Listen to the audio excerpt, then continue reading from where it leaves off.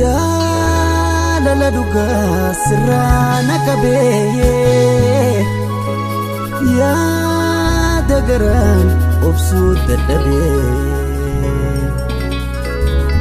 sumaan qaba hin fagaatine wanti Oromoo garan jabaatine.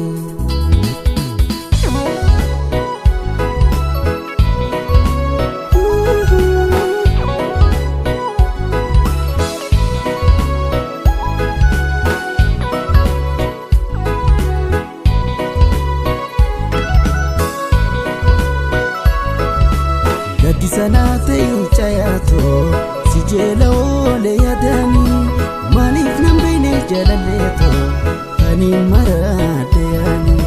Gaddi sanate chayato si jela ole yadani malif nambene jalaleto ani marade yani.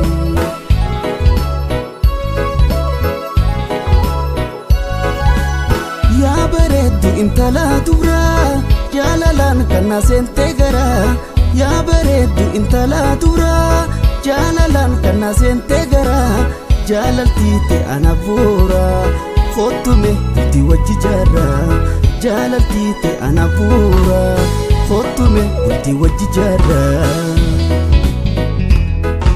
Ana kansi jallu khaninte samunko malif nananawe ana kansi jallu khaninte samunko malif nananawe anilleen ilma Oromoo waan sinjau ballamni kiyya ke shakarataw atilleen tala Oromoo waan sinjau wal argaan kiyya ke shawahataw.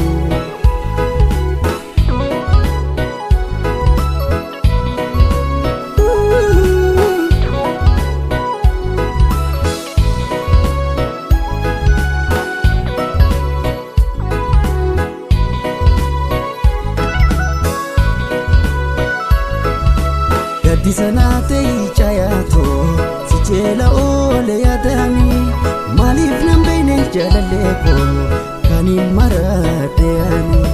Gaddi sanate simboko si jela ole yadani malif nambene jalaleko kani marade yani.